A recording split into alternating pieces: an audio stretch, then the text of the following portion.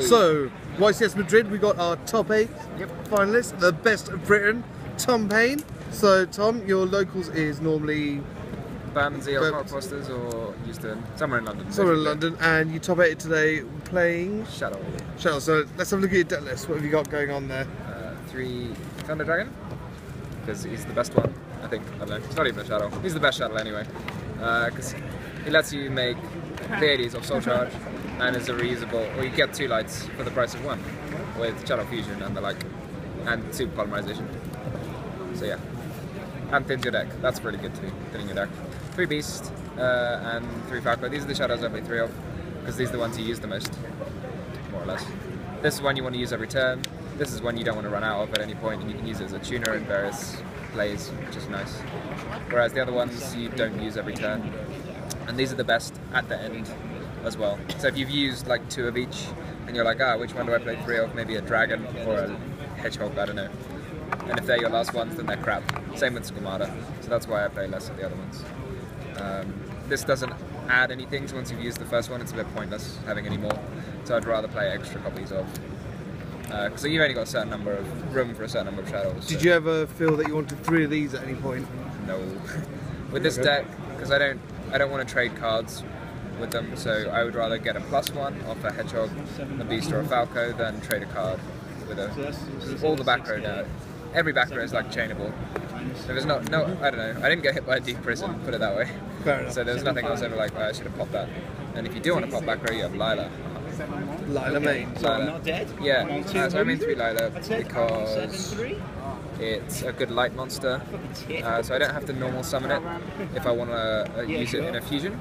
So if I play Mathematician or Armageddon Knight, I don't have to normal summon Armageddon Knight, but this is good off Soul Charge. It's a light, and Construct is kind of better than Winder when you want to use cards like Soul Charge, and it's beefy and it attacks. So also, if you've got a crap hand, this kind of helps occasionally. I mean, Mathematician would help you out of a crap hand, but you'd have to wait for them to attack. Whereas this, you use it in the end phase, pull back row.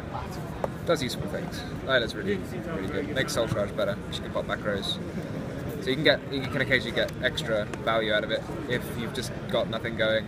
Pop 1 back row and get mills, and occasionally luck out and get more Shadows. I've popped 2 back row with it when you mill a dragon. That's always fun. That doesn't really need explaining, and neither Shadow Fusion is part of the deck. Yep, that. Upstart in the deck quicker, yeah? Huh? Yeah. Upstart just quick in. Yep, and then I run 3 copies of Polymerization. I mean, obviously this will be redundant once some new cards come out that make it redundant, like Shadow Fusion, which is the same. It's a quick play, and it's a Shadow card. And obviously this is just flat worse than Shadow Fusion, but you need to be able to fuse more. So if the deck does it best by fusing, so play more fusion cards basically. So it lets you do things quickly, it lets you make Winder, it lets you get your cards going, use your cards basically. So you can use it if you want to make 2 fusions in a turn, then you can with your Polymerization as well. So it's not dead if you have Shadow Fusion either, which is good. And because I'm running 3 Soul Charge, so you want to activate a Polymerization to make Soul Charge live. Soul Charge is far more powerful when you run Thunder Dragon, because you can get Pleiades. And you can also get out, there are a whole host of synchros, and you've got quite a lot of options because you've got a tuner, and also you can make 4s and 5s. So 3 Super Poly. I run this because it's defensive and offensive, and it steals monsters off the board. So watch his feature match to see just how Super Poly can be really busted. Yeah, it's so versatile. That's the main thing. So it can you can use it to attack the game. You can use it to, if you just don't have anything. If you've only got 1 monster, you can use it to fuse that monster into a construct, and then you've got more monsters going. If you've only got, it'll make your Soul Charge live. If you've got, or you can use it it can be used as defense. If you make a Winder and then you have a Super Poly face down, then they'll summon 1 monster, you fuse with it, and they can't do anything else. So it's just really versatile and powerful, basically. It was quite funny in my top 8 match. one of the games. I was completely dead, but he just decided he would push for game, and I had super poly face down, so it kind of killed him. So he tribute summoned a beast. He tributed a set beast to summon a beast.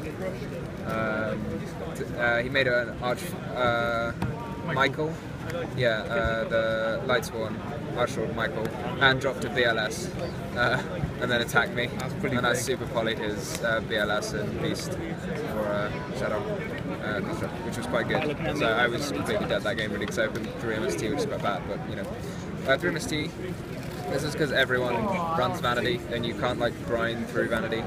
You can't really afford to let it negate soul charges and stuff. And it's just a generally useful card, because it lets you get all your plays through. Kind of something you want to open with in a perfect, I suppose. And these two cards, because they help you sort of get going. And they're just useful, powerful spells, I guess. I mean, Foolish is pretty obvious, because it triggers any of your Shadolls and lets you draw powerful cards, key cards. And then for the traps, I just run 3 emptiness. No since Shadow games. No. Since Shadow games is a card that lets you like.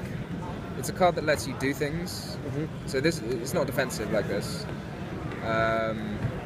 So it's a sort of like a card that makes your hand live. It's a card you play with. And I don't want cards I play with to be trap cards, because there's just always the possibility of drawing it a turn too late, or it getting MST. Whereas you just want the speed, and that just. So yeah, I want to be able to just use my cards when I draw them. It's just a bit slower and sort of vulnerable to stuff as well. I mean, it's obviously a powerful card, but it doesn't. Didn't do enough in the main deck. Yeah, it doesn't do what you want it to when you're playing against like fast decks. If you need a key card, then it doesn't help. Because you can open awkwardly with only like one monster, but then if you draw that as opposed to an upstart goblin, then it doesn't help. So we're going to go to your side or extra? Let's look at extra first. Sure. I mean, the extra is basically what you can play off Soul Charge, I suppose. There are 5 fusions.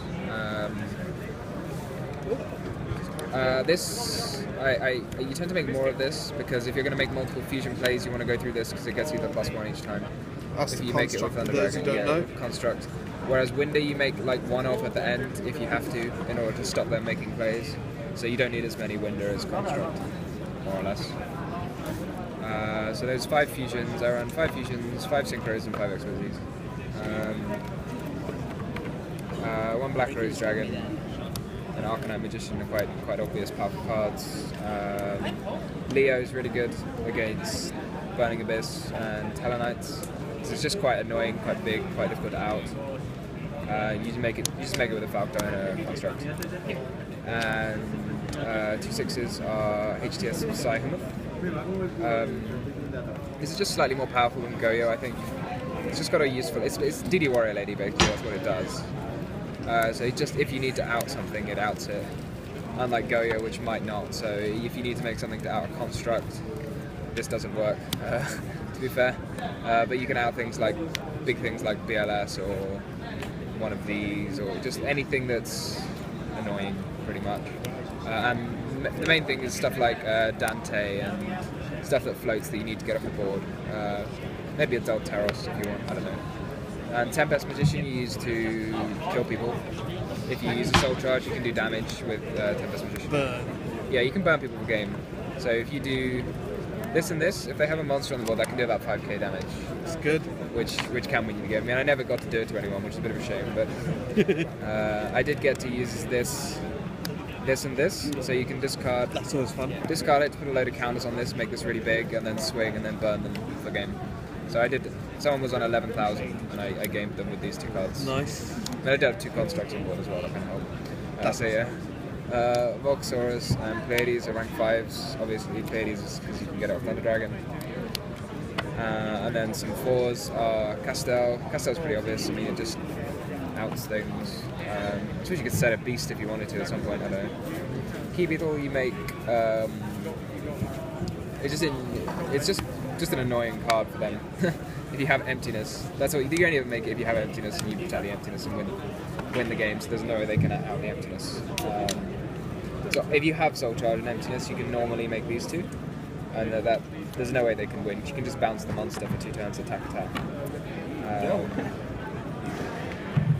And Dweller again, you make up a soul charge. If you want to say they have 2 monsters, I want to get around them. I can do this and this, so I can pop Shadow monsters and Burning Abyss monsters without having to lose out. Did you at any point ever want a 101 or an Exciton Knight? No, not Exciton Knight. No, neither of them actually. I mean, this is just flat out better than Exciton Knight. And if you need monster removal, you can go into this or occasionally this. Exciton, again, like you're only ever going to make. I only really make rank 4s off a soul charge, so if you've resolved a soul charge, you're probably not going to want to use an Exciton. Cool. I mean, you might, I guess. I did want to run Dagger Emerald, but no. Space. Okay, so what about your side deck there? My side deck, I'm not particularly comfy with the side, but oh well. Riser and Mind Control, which are very good cards against Shadolls. This is debatable because it can be dead. If they have back row, then it can get hit by Shadoll games, and that's quite bad for you. Rise is really powerful because it stops, it can't be super polyed, and it's a powerful monster not from the extra deck. And if you hit, they can't chain a Shadoll games to get their monster's effect either, because it'll be in the deck by the time it's trying to activate, and cards can't activate from the deck. It almost sneakily won me my top 8 match because he shuffled his deck when I used Riser, which is a bit silly of him. But fortunately for him, the judges decided it wasn't worthy of a game loss. Aside, what else? Let's say some Malevolent Catastrophes and some Raikos. There are 3 Raikos, but I've only got 2 at the moment. So this is for Talonites. A lot of people side in like Light Imprisoning Mirror or Stricken Dirge. But I just think, like, I just want to be able to play my cards, so I just want to deal with their floodgates and then win with my Shadow monsters rather than playing like a floodgate war, because you're not going to win in that situation because they have like Dimensional Prison and they have this Starnova Alpha. They've just got a lot more useful cards for the situation where neither of you can play your monsters, so I would rather just out there power card for this. I mean, this is extremely powerful if you resolve it, obviously.